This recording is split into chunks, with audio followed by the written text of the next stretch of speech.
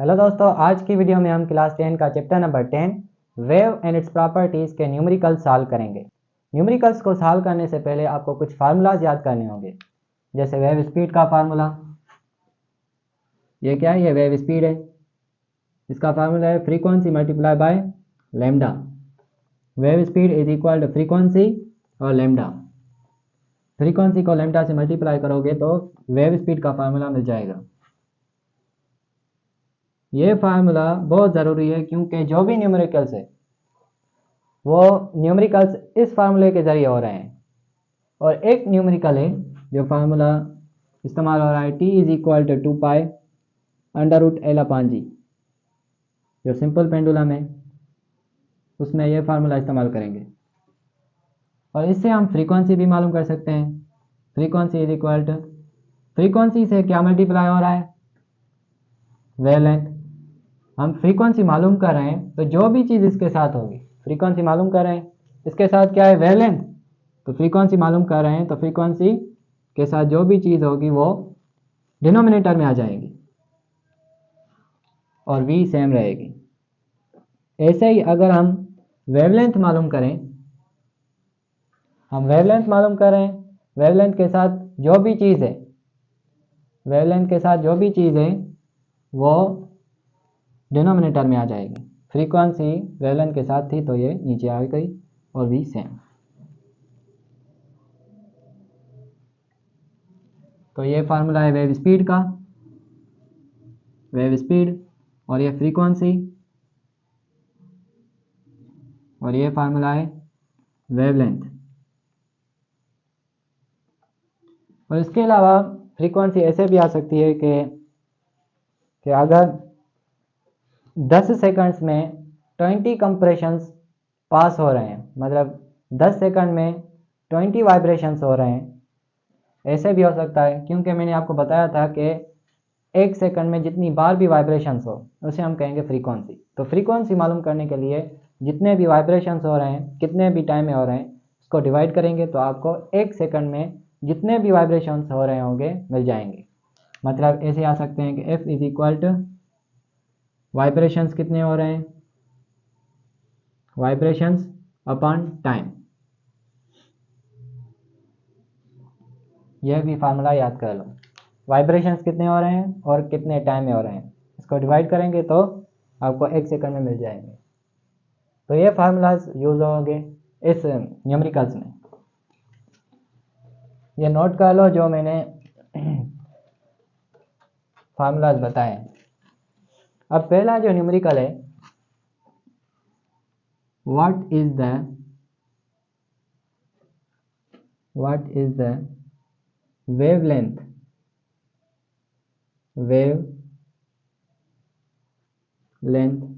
Of radio wave broadcasted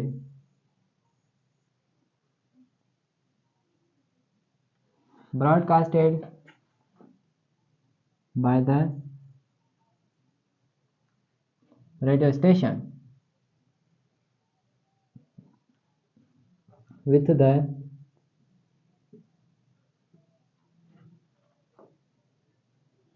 frequency of 1300 kilohertz. इस numerical का मतलब है कि एक रेडियो स्टेशन है जिससे रेडियो वेव्स आ रही है और उनकी वेवलेंथ जो है हमें मालूम करनी है और फ्रीक्वेंसी जो है वो 1300 किलोहर्ट्ज मिली हुई है।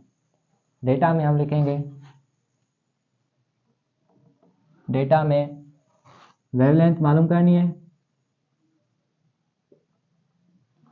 वेवलेंथ, और फ्रीक्वेंसी गिवन है।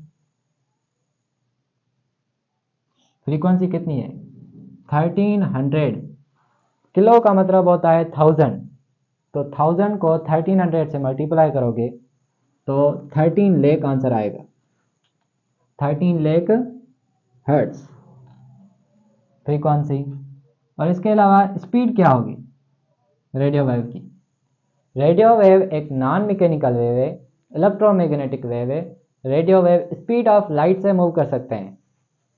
तो रेडियो वेव की स्पीड क्या होगी 3 × 10⁸ मीटर पर सेकंड। इसका मतलब ये है कि 3 के बाद हम 8 जीरोज लिखेंगे, 8 जीरोज लिखेंगे। कैसे लिखेंगे? 3 के बाद 1 2 3 4 5 6 7 8 जीरोज मीटर पर सेकंड स्पीड। अब हमें क्या मालूम करना है? वेवलेंथ। तो हम फार्मूला यूज करेंगे, कौन सा formula? v is equal to F lambda. v is equal to, हमें क्या मालूम करना है? वेवलेंथ। तो वेवलेंथ क्या है? लैम्डा। अब देखो वेवलेंथ के साथ क्या है? फ्रीक्वेंसी। क्योंकि हमें वेवलेंथ मालूम करनी है तो फ्रीक्वेंसी जो है वो नीचे आ जाएगी और v सेम रहेगी ऊपर। Lambda is equal to, speed कितनी है? स्पीड है 3 के बाद 8 जीरोज लिखो, 3 × 10⁸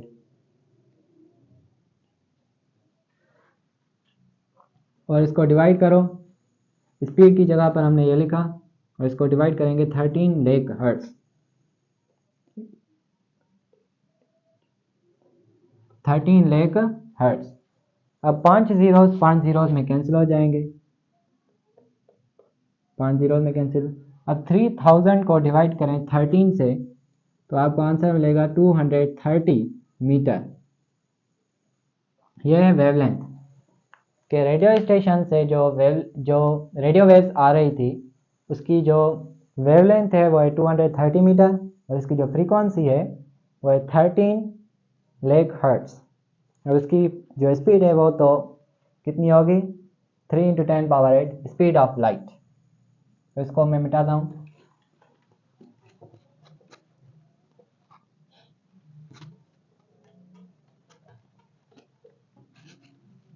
अब दूसरा न्यूमेरिकल है, a wave move in a pond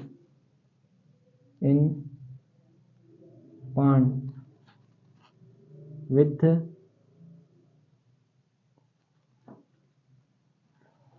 wavelength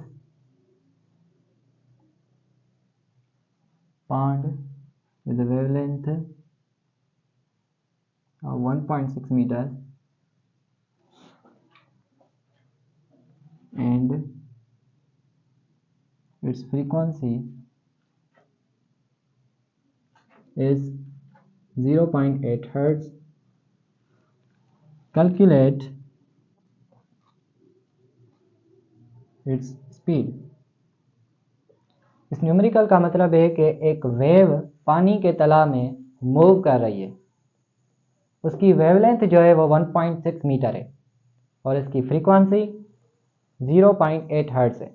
मतलब वेवलेंथ और फ्रीक्वेंसी दोनों ही मिले हुए हैं, फ्रीक्वेंसी और वेवलेंथ। अगर फ्रीक्वेंसी और वेवलेंथ मिले हुए हैं तो हम फ्रीक्वेंसी और वेवलेंथ को मल्टीप्लाई करेंगे तो वेव स्पीड का फार्मूला मिल जाएगा। तो डेटा पे लिखते हैं। डेटा क्या है? डेटा है कि वेवलेंथ कितनी है? 1.6 मीटर और फ्रीक्वेंसी 0.8 हर्ट्ज और वेव स्पीड हमें मालूम करनी है। तो सॉल्यूशन में फार्मूला कौन सा लगेगा? v is equal to F lambda. v same रखो, हमें फ्रीक्वेंसी भी मिली हुई है 0.8 हर्ट्ज। इसको मल्टीप्लाई करो 1.6 से, 1.6 इसको इससे मल्टीप्लाई करो 0.8 मल्टीप्लाई बाय 1.6, 6 8 द 48, 4 सेम, 8 और 0 सेम, 8 12 तो 1 2 1.28 v is equal to 1.28 metre पर सेकंड। जो वेव एक पानी के तालाब में मूव कर रही थी जिसकी वेवलेंथ 1.6 मीटर है और उसकी फ्रीक्वेंसी 0.8 हर्ट्ज थी, तो उसकी जो वेव स्पीड होगी वो 1.28 मीटर पर सेकंड होगी। ये दूसरा प्रॉब्लम है। अब इसके बाद तीसरा प्रॉब्लम करते हैं। तीसरा प्रॉब्लम हल करते हैं। If 50 waves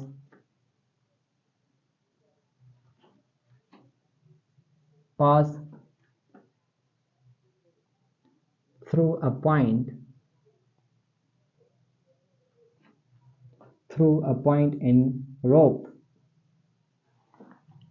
in 10 seconds. If 50 waves pass through a point in 10 seconds, find frequency and time period if its wavelength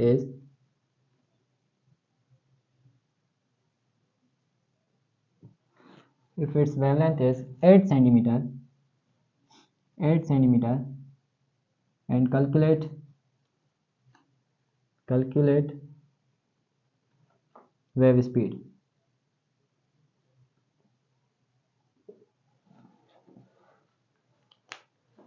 If 50 waves pass through a point in a rope in 10 seconds. कुछ याद आ रहा है? 50 waves 50 waves 10 second में पास हो रही है और इसकी फ्रीक्वेंसी भी मालूम करनी है और टाइम पीरियड भी मालूम करना है, जबकि जो वेवलेंथ जो है वो मिली हुई है वो है 8 सेंटीमीटर। डेटा लिखते हैं, आपको समझ में आ जाएगा। डेटा इज इक्वल टू क्या क्या मालूम करना है? एक फ्रीक्वेंसी, टाइम पीरियड और वेव स्पीड। और गिवन क्या है? वेवलेंथ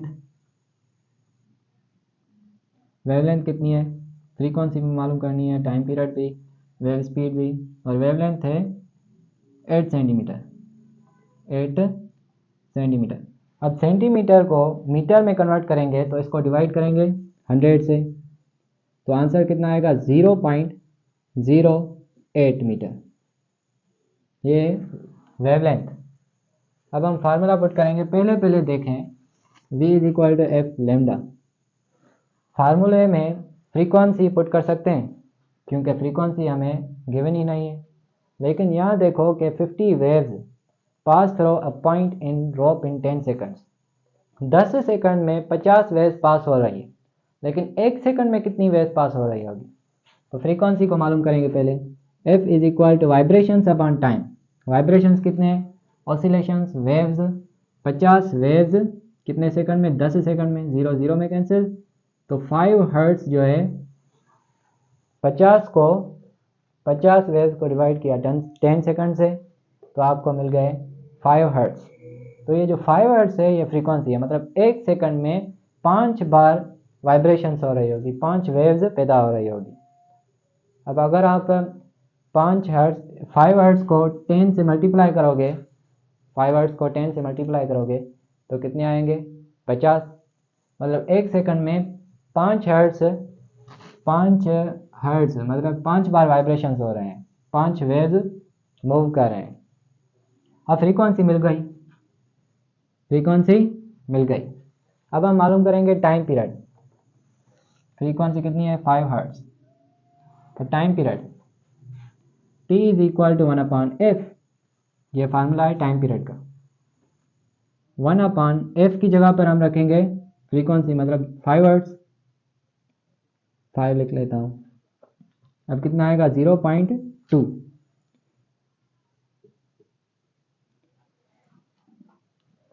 1 पर टेबल नहीं लग रहा तो 0 पॉइंट देंगे। 0, 5 का टेबल 2 टाइम्स कैंसिल, तो 0.2 ये टाइम पीरियड सेकंड में लिखते हैं क्योंकि टाइम पीरियड का यूनिट सेकंड है। अब टाइम पीरियड मिल गया। अब हम मालूम करेंगे टाइम पीरियड कितना है? 2 सेकंड। अब हम मालूम करेंगे wave speed. Wave speed v is equal to F lambda, v is equal to F lambda.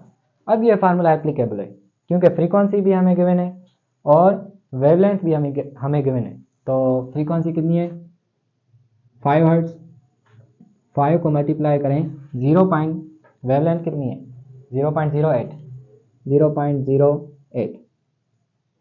तो इसको मल्टीप्लाई करें 5, 0.08 multiply by 5, 5 at the 40, 4 and 0। तो 1 2 पॉइंट कितने डिजिट्स के बाद आएगी 1 2 0.4। तो 0.4 मीटर पर सेकंड, ये क्या है ये स्पीड है। तो वेव स्पीड की जगह पर हम क्या लिखेंगे 0.4 मीटर पर सेकंड।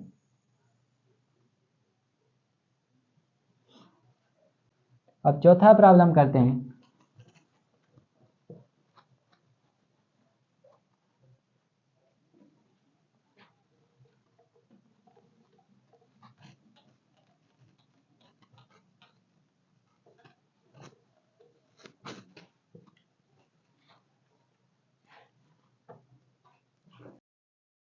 चौथा प्रॉब्लम है slinky has produced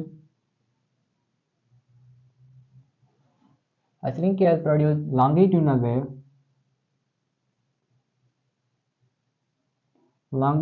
wave the wave travels or propagates at the speed of 40 centimeter per second, 40 centimeter per second, and its frequency is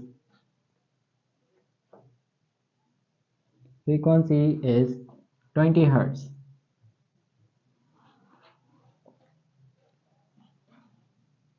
Calculate the distance between two consecutive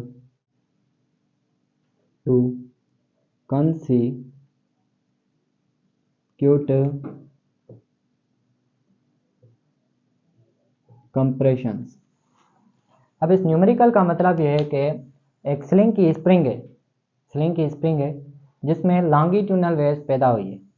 अब वो longitudinal waves जो है वो 40 centimetre पर second speed से move कर रही है। उसकी फ्रीक्वेंसी जो है वो 20 हर्ट्ज है। याद रख लो, फ्रीक्वेंसी भी गिवन है और स्पीड भी गिवन है। फ्रीक्वेंसी 20 हर्ट्ज है और हमें डिस्टेंस मालूम करना है दोनों कंप्रेशंस के बीच में। मैंने आपको बताया कि ये वेव है, क्रस्ट और क्रस्ट के बीच में जो डिस्टेंस होता है उसे हम कहते हैं वेवलेंथ। लेकिन ये ट्रांसवर्स वेव है। जो लॉन्गिट्यूडनल वेव होती है, लॉन्गिट्यूडनल वेव में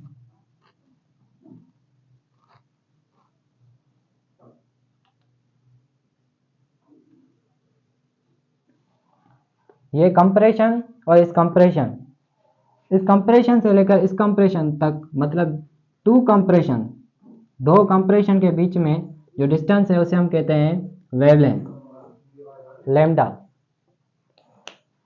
तो हमें ये डिस्टेंस मालूम करना है, वेवलेंथ मालूम करनी है। काम की बात यह है कि बस वेवलेंथ मालूम करनी है। तो पहले डेटा लिखते हैं। डेटा में वेवलेंथ मालूम करनी है और फ्रीक्वेंसी भी गिवन है।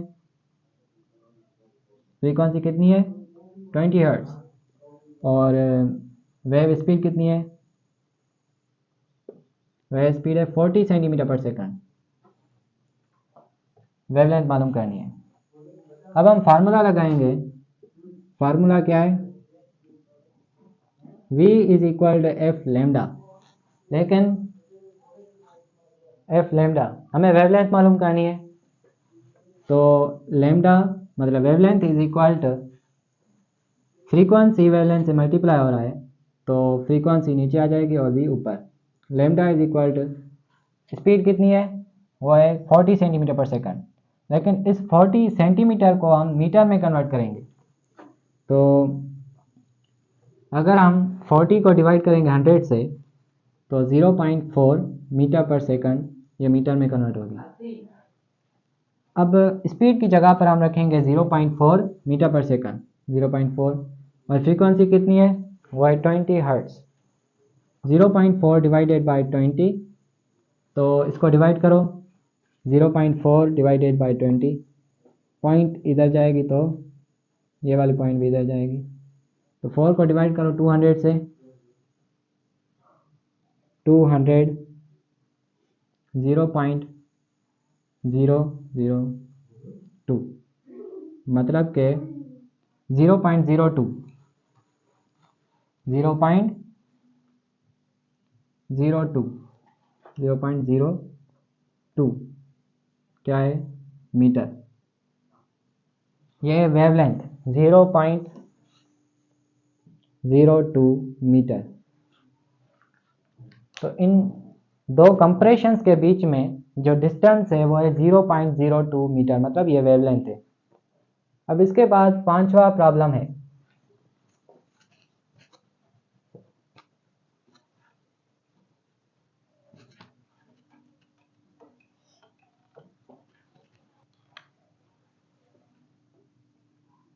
पांचवा प्रॉब्लम है, suppose a student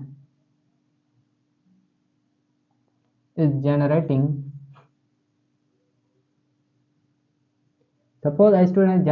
the waves in Slinky. Suppose a student is generating the waves in a Slinky. If student's hand make one complete oscillation, one complete back and forth oscillation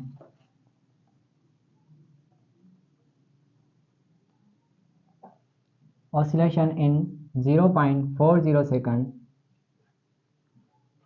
and the wavelength is 0.60 meter. For this wave, determine number 1 frequency given है, frequency हमें मालूम करनी है। Number 2 wave speed, number 3 wave speed, wavelength भी हमें मालूम करना है। वेवलेंथ गिवन है, फ्रीक्वेंसी, वेव स्पीड ये हमें मालूम करना है।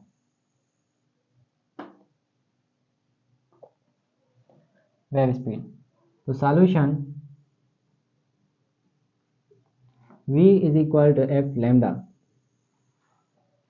अगर हम देखें कि फ्रीक्वेंसी हमें मालूम करनी है, लेकिन टाइम पीरियड तो गिवन है ना, टाइम पीरियड कितना है 0.40 सेकंड, और वेवलेंथ भी गिवन है, वेवलेंथ कितनी है 0.60 मीटर। अब हम फ्रीक्वेंसी और वेव स्पीड मालूम करेंगे टाइम पीरियड और वेवलेंथ के जरिए। पहले अगर हम देखें टाइम पीरियड गिवन है, हमें फ्रीक्वेंसी मालूम करनी है। फ्रीक्वेंसी, अगर टाइम पीरियड गिवन हो तो फ्रीक्वेंसी हम आसानी से मालूम कर सकते हैं, क्योंकि फ्रीक्वेंसी का फार्मूला क्या होता है, F इज इक्वल 1/T। तो टाइम पीरियड की जगह पर क्या रखेंगे, टाइम पीरियड गिवन है 0.40, 1/0.40 सेकंड। तो इसको डिवाइड करेंगे 1/0.4 दिया। इसको इधर ले जाएंगे, इसको इधर, तो यहाँ पर 10/4 हो गया। तो 10 को डिवाइड करो 4 से, 2 4 द 8, 2.5। तो 2.5 ये हमें फ्रीक्वेंसी मिल गई 2.5 हर्ट्ज। और इसके अलावा हमें वेव स्पीड मालूम करनी है। वेव स्पीड, आवाज़ न कहो, आवाज़ घट कहो बाबा, बाबा बाबा बाबा, आवाज़। Wave speed is equal to, formula क्या होता है वेव स्पीड का? फ्रीक्वेंसी मल्टीप्लाई बाय लैम्डा, मतलब वेवलेंथ। तो फ्रीक्वेंसी क्या है? फ्रीक्वेंसी है 2.5 हर्ट्ज। इसको मल्टीप्लाई करो वेवलेंथ से। वेवलेंथ क्या है? वेवलेंथ 0.60, तो 0.60 मीटर। 2.5 हर्ट्ज को मल्टीप्लाई करो 0.60 से, 2.5 मल्टीप्लाई बाय 0.60, 0 को मल्टीप्लाई किया 5 और 2 से, 0 0, 6 5 30, 15 और ये 0 सेम, 0 0 5 1, 1 2 3, 1 2 3, तो 1.5 मीटर पर सेकंड हमें स्पीड मिल गई। स्पीड हमें 1.5 मीटर पर सेकंड मिल गई, और फ्रीक्वेंसी 2.5 हर्ट्ज, और टाइम पीरियड 0.40 सेकंड, और वेवलेंथ 0.60 मीटर। अब छठा प्रॉब्लम करते हैं।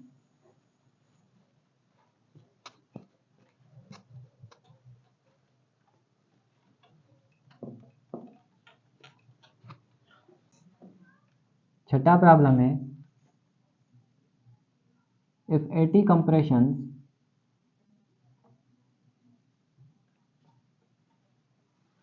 pass through a point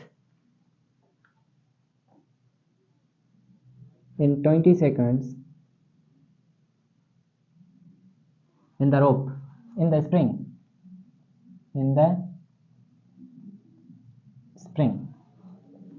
calculate the frequency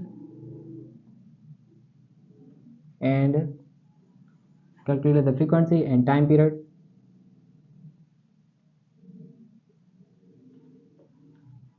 If the wavelength is 8 centimeter, wavelength का मतलब है कि दो कंप्रेशन है, उनके बीच में जो डिस्टेंस है, if the distance between two compression is 8 centimeter apart, 8 centimeter, and calculate wave speed. Wave speed को भी मालूम करना है। इस न्यूमेरिकल का मतलब है कि 80 कंप्रेशन 20 सेकंड में पास कर रहे हैं, जिसमें स्प्रिंग में 80 कंप्रेशन 20 सेकंड में पास कर रहे हैं। अब उसकी फ्रीक्वेंसी भी मालूम करनी है, टाइम पीरियड भी मालूम करना है, जबकि वेवलेंथ 8 सेंटीमीटर गिवन है, और उसकी स्पीड जो है वो भी मालूम करनी है। स्पीड मालूम करनी है, फ्रीक्वेंसी मालूम करना है, और टाइम पीरियड भी मालूम करना है।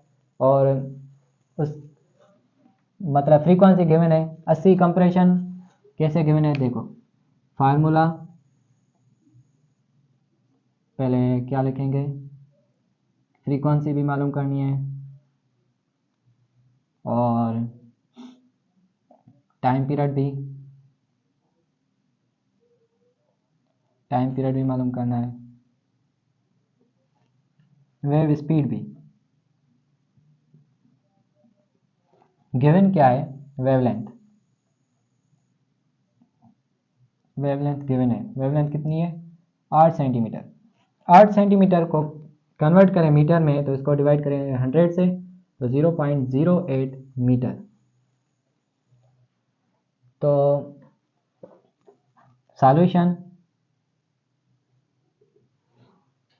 80 कंप्रेशंस 20 सेकंड में पास कर रहे हैं स्प्रिंग में, तो frequency is equal to 80 compressions vibrations upon time, 80 compression और 20 second, 2 on the 2 4 to the 8, तो 4 हर्ट्ज इसकी जो फ्रीक्वेंसी है वो 4 हर्ट्ज है, क्योंकि 80 कंप्रेशन 20 सेकंड में पास कर रहे थे, लेकिन 1 सेकंड में कितने कंप्रेशन पास हो रहे हैं, 1 सेकंड में 4 हर्ट्ज पास हो रहे हैं, मतलब 4 कंप्रेशन पास हो रहे हैं। और टाइम पीरियड मालूम करना है, क्योंकि हमें फ्रीक्वेंसी मिल गई, अब टाइम पीरियड मालूम कर सकते हैं। t is equal to 1/f, तो 1/4, 1/4 डिवाइड करो 1 को 4 से, 0.24 the 8, 0.25, ये 5 है, तो 0.25 सेकंड, 25 सेकंड, ये हमें टाइम पीरियड मिल गया। और वेव स्पीड मालूम करनी है। वेव स्पीड के लिए v is equal to F lambda, frequency कितनी है, फ्रीक्वेंसी है 4 हर्ट्ज, और वेवलेंथ कितनी है 0.08,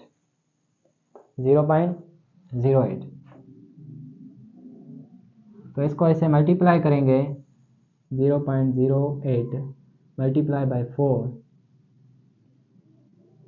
4 8 था 32, 3 सेम और 0 सेम, तो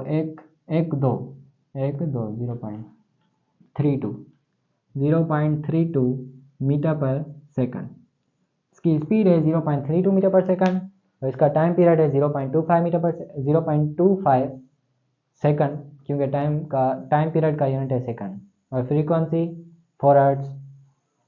ये है 6वां प्रॉब्लम। इसके बाद हम करेंगे 7वां problem.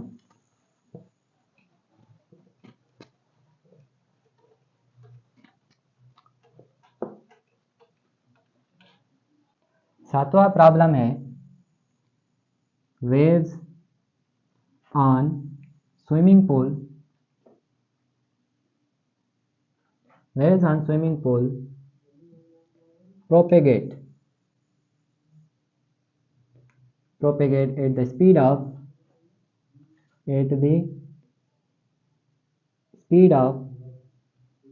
0.990 meter per second. Waves on a swimming pool propagate at the speed of 0.90 meter per second. If you splash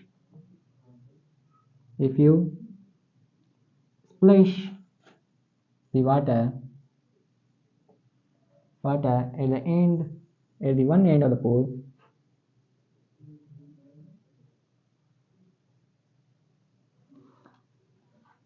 observe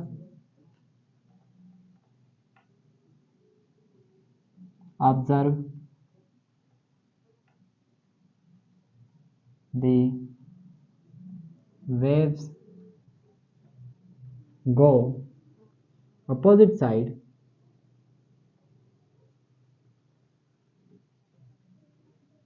and return in 30 seconds.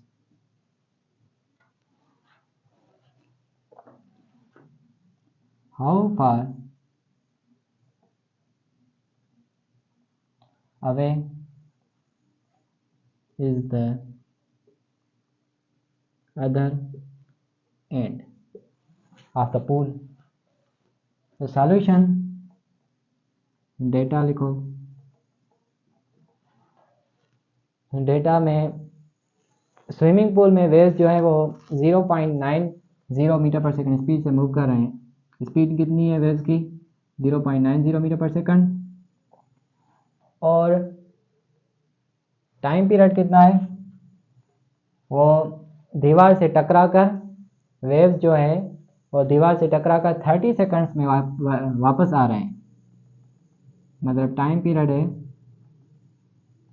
30 seconds. और इसके अलावा ये वेवलेंथ मालूम करनी है कि उनकी वेवलेंथ कितनी होगी।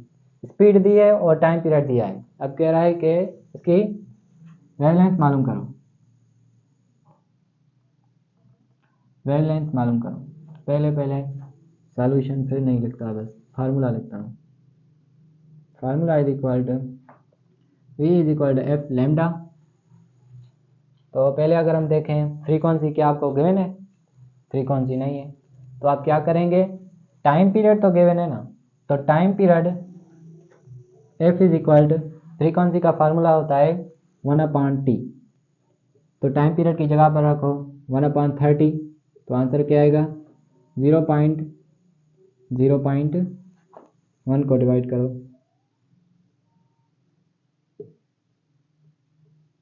0.0333 ऐसे चलेगा। अब ये हमें मिल गया फ्रीक्वेंसी एफ लैम्डा। क्या वेवलेंथ गिवन है? वेवलेंथ नहीं है, हमें वेवलेंथ ही मालूम करनी है। तो V is equal to F lambda, हमें वेवलेंथ मालूम करनी है। तो इसके साथ जो भी चीज़ है वो नीचे चली जाएगी और V सेम। तो स्पीड कितनी है, वो है 0.90 divided by 0.033333।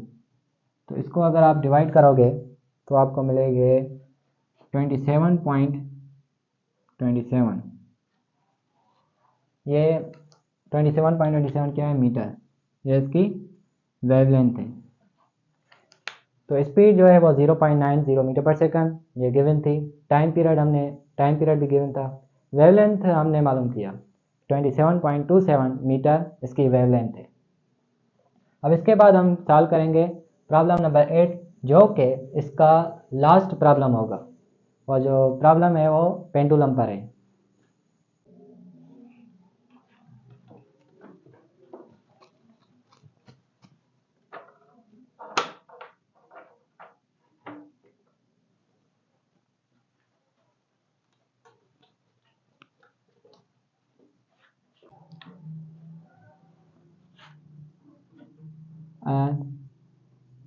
Simple oscillating pendulum has the length of 80 centimeter. Find करो एक टाइम पीरियड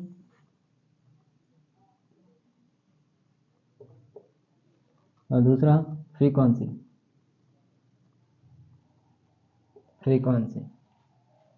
और हमें गिवन क्या है, गिवन है एक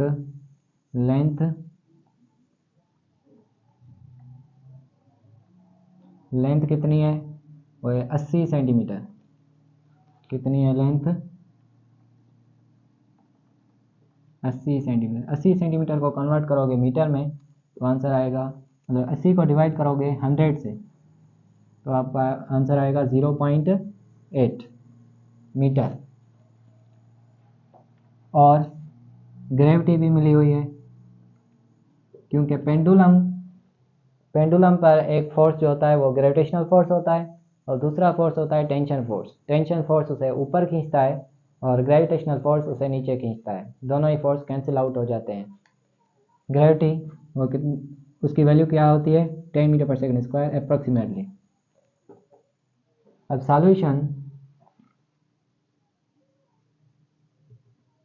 सॉल्यूशन में फार्मूला है T is equal to 2 pi √L/G। T is equal to 2 pi, L की जगह पर हम रखेंगे 0.8 मीटर क्योंकि ये लेंथ है, और डिवाइड करेंगे ग्रेविटी 10 से।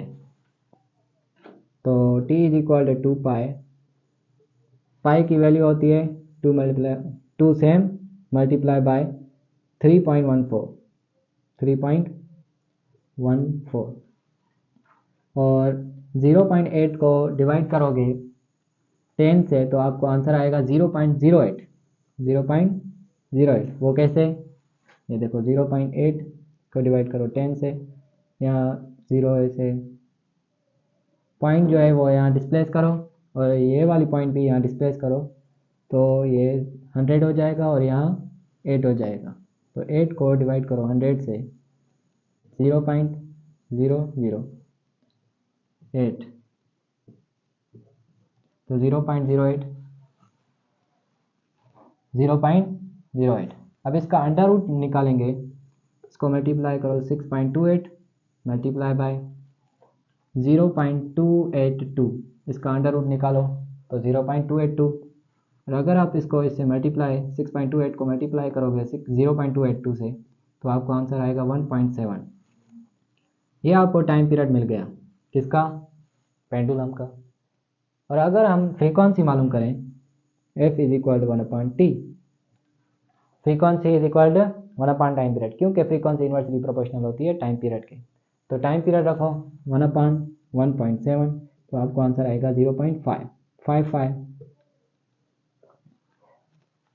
तो ये फ्रीक्वेंसी और टाइम पीरियड, फ्रीक्वेंसी कितनी है 1.7 हर्ट्ज, ये टाइम पीरियड है सेकंड, और फ्रीक्वेंसी कितनी है 0.55 हर्ट्ज, क्योंकि फ्रीक्वेंसी का यूनिट है हर्ट्ज। तो अगर आपको ये लेक्चर अच्छा लगा हो तो लाइक करना, शेयर करना अपने दोस्तों के साथ। See you in the next video.